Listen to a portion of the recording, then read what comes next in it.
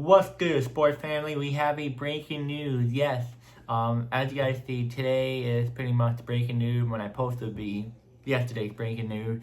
But this one is the Atlanta Falcons organization. Yeah, they they hired their new head coach. Some of you guys be like, "Whoa, already?" Which you would think, because okay, I think one coach already got hired of a different organization.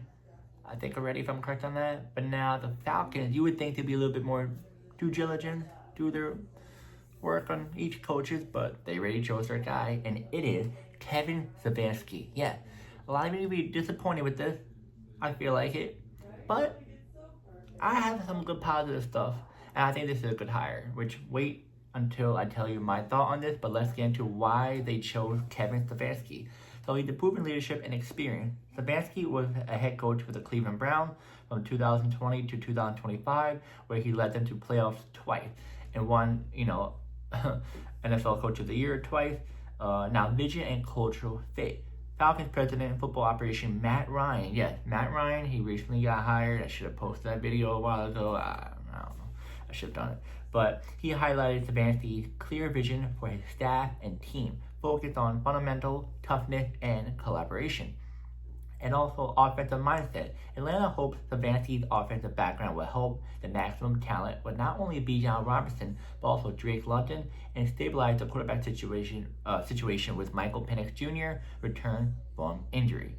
And last but not least, leadership and stability. The Falcons ownership and new front office wanted a seasoned coach with a balanced approach to lead a franchise that has struggled with consistency. So he'll be the 20th head coach in Falcons history and expected to begin shaping the roster and coaching staff immediately. So yeah, guys, I can say this. I'll talk about the people who are kind of negative about Stefanski. Yes, certain play calls he did with the Browns was bad. Yes, the record doesn't really show after those two playoff games.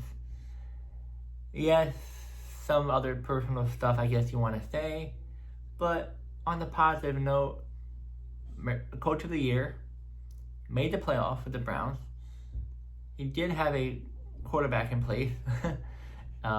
He did some good smart play callings here and there. He knows how to run a offense at a certain level. But let's talk about what I think about this now. I truly think that the Cleveland Browns didn't let him do what he wants to do. They didn't.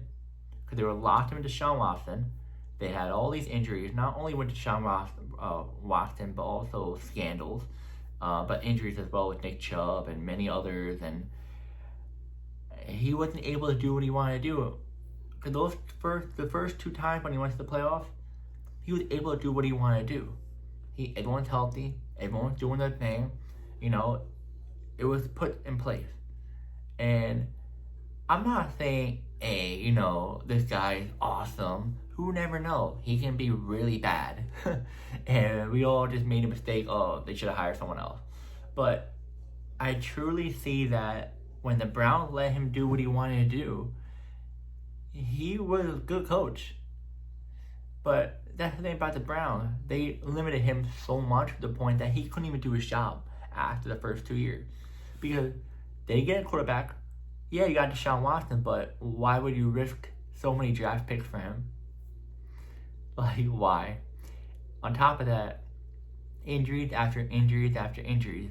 Running back situation was a little bit of a mess at one point. Quarterback was just, what was going on there? Wide receivers wasn't really that stable. It looked like they have no connection with the quarterback and the offensive coordinator, I guess. And then the defense a little bit shaky. There's still one of the good defense out there, but a little bit shaky. So, you can give me your positive, your negative thought about him. I truly think that he is. I think it's a good fit. Me personally, I would not hire him for the Falcons. I would rather choose Brian Flores. I think he's a much better option than him.